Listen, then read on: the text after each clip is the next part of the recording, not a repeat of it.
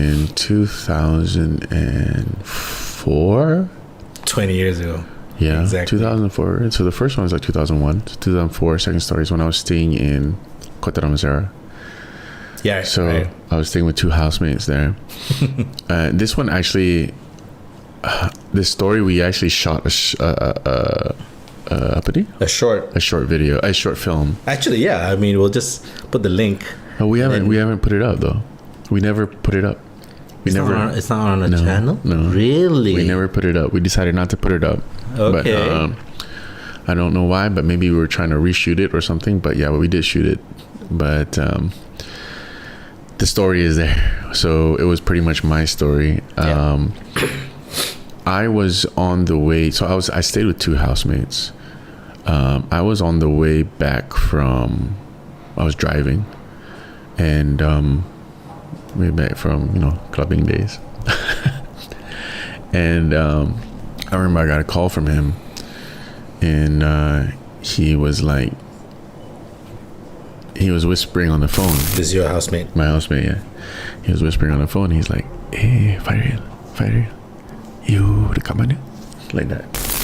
I was like, "Oh, I'm on the way home, bro." And then he's like, "Oh, berapa lama lagi you sampai?" I was like, I don't know, dalam like 15 minutes sampai kot. He said, "Oh, okay, cepat sikit lah, cepat." I was like, "Are you okay?" He's like, just cepat sikit. On the way back from clubbing, this would be 3 o'clock, no? Yeah, around that time. 2-3 o'clock. 2-3 o'clock in the morning. And then so I got back. I remember I kind of stepped on the pedal a bit, and I got back within like 10 minutes. And I opened the door to the apartment, and it was just completely dark, right? And as I opened the door, I called out to him, like, and let's just say his name is Bob, right? So I say, Bob, aku dah balik. Mana kau? And then I see him run out, but no, sorry, not run out. He comes out very cautiously. Then he sees me, then he runs towards me, but he's in a towel. Oh, right? shit. Okay. He's just in a towel, but his face was pale. So I say, "Kenapa ni?" He's like, but he was shaking. And then I was like, "Hey, you okay or not?"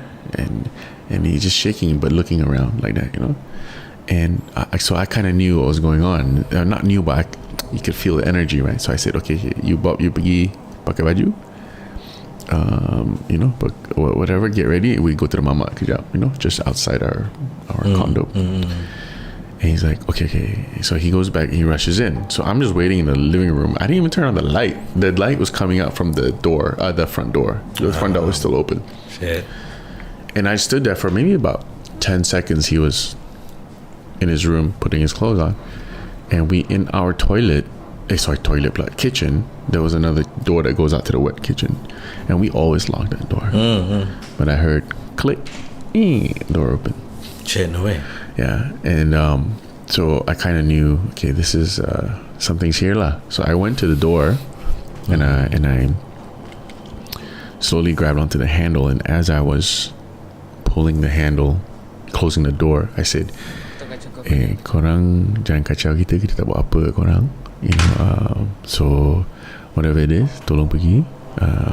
When we come back home, you shouldn't be here anymore." So I closed the door. As I closed the door, Bob came running out, and he's like, "Jom." So I was like, okay. So I was asking him like, okay, so what happened? So he's like, jap. Nanti sampai mama, I'll tell you. As we were walking towards, outside the condo corridor to the mama, both of us did not say a word. We just kept walking. It was a long walk to the mama, actually. It was kind of like probably like 300 meters. It was quite far. That is quite a walk. Because our block was like inside. So we had to walk out and across the street and then go to the mama, kind of thing. As we got to the mama, we ordered our drinks, and we waited for about 5-10 minutes. And then finally Bob was like, "Oh, you know what happened just now?" I was like, "Okay, tell me." He was at home, he was about to go to sleep, and he woke up and he turned around towards like just to switch his body position again, but facing the window. And as he faced the window, he saw a dark figure standing there. So he's like, oh crap. So he switched back the other way, right? He switched back the other way, and he called his other friend first, our other housemate. He's like, apa aku nak buat? He's like whispering, apa aku nak buat? Aku tak tahu apa dah, blah blah blah.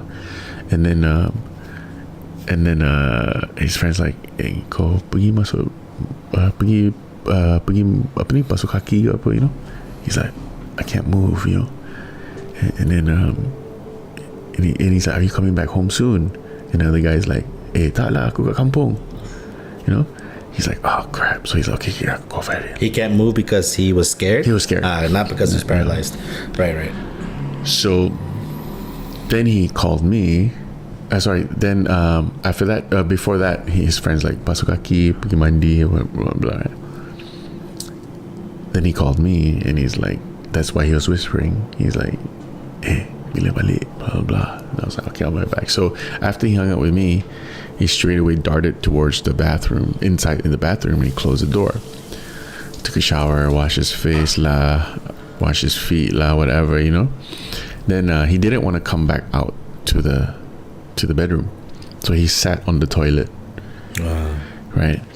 Damn. As he sat on the toilet, he was probably in the toilet for about, so he was smoking in his toilet, so nervous and stuff like that.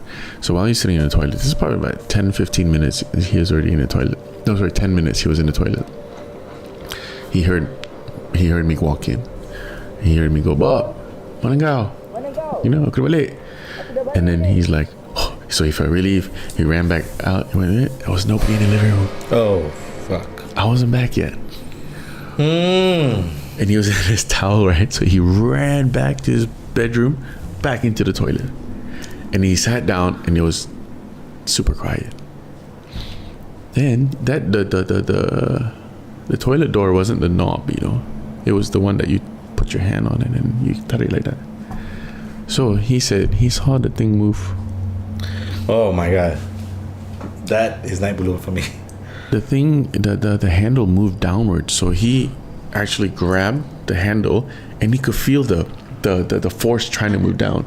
So then that's when he started screaming. He's like, oh, jangan. And he's like that, He's like, pergilah, aku tak kacau kau, blah blah blah, He's like, tolonglah, kita buat apa, Can you imagine you're the only one in the house, in the apartment, and you just see that handle, dude, as if a human was just trying to open a door? It's like a domino, He go outside, he heard my voice, nobody was out there, come back in, the thing was trying to. Okay, so that's my other question.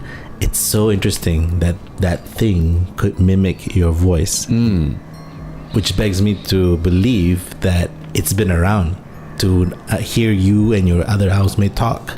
Maybe that's a good point. You know what I mean? Yeah. Because you can't just mimic something you don't know or don't know exists. That's really difficult. You have to be around at least the human being to mimic it. Yeah. Unless there's some black magic, it's a different story. Well, we're not living in a fantasy world. We're living.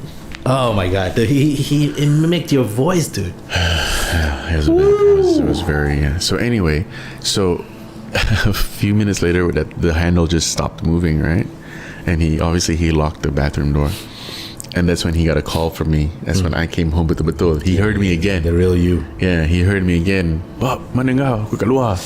And then he's like, he didn't come out. And I had to call him a few times. Then that's when I called him on the phone. Yeah. I say, wait, aku kat luar.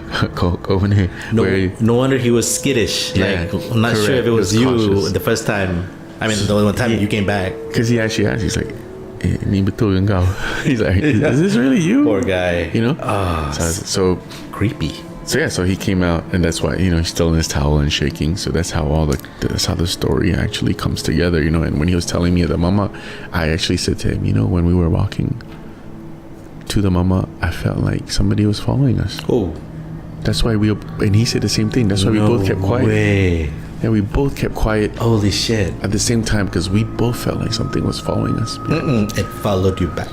It followed. Yeah. Whew. So we waited. We were at the mama sampai like pagi lah, sampai like pukul 8 pagi. No way. Yeah. You guys were there 5 We hours. didn't go back home and yeah. I guess I would do the same. Oh my God. So, but yeah, that was it. That was the. And that's why the short film is called Mimic. Man, that's a good one. Fuck, I mean, I vaguely have heard the story. Yeah, right? But when you I told you a long time ago. Yeah. So it's when like a refresh. when you told me this time around, I'm literally putting myself in that position as your friend in the bathroom. Just see, can you just? It's a simple thing. It's just you don't see a monster, you don't see a ghost. You just see the door handle, and no one else is home. That's how it messes with your mind more. And someone it technically tried to Kacau me too, because when I got back, the door opened. Yeah. So it's letting it be known that, hey, to me. Yeah. Maybe you're a little bit stronger. Possibly. I tried to. I was afraid, but I wasn't. Panicking. You're acknowledging it, but then you're also stating facts. Hey, we're not bothering you. Don't bother us. What's the phrase? Aku tak kacau engkau. Dia kacau aku. Kacau aku. Yeah. So yeah, so that's my second story.